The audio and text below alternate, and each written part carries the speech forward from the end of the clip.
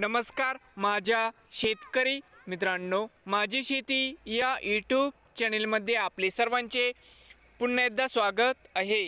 आज आपण बघणारे कांद्याचे बाजारभाव महाराष्ट्र राज्यातील कृषी उत्पन्न बाजार समिती मुंबई येथील आजचे कांदा बाजारभाव म्हणजे दिनांक 11 फेब्रुवारी 2025। सर्व शेतकऱ्यांनी हा व्हिडिओ संपूर्णपणे बघा, कुठे स्किप करता।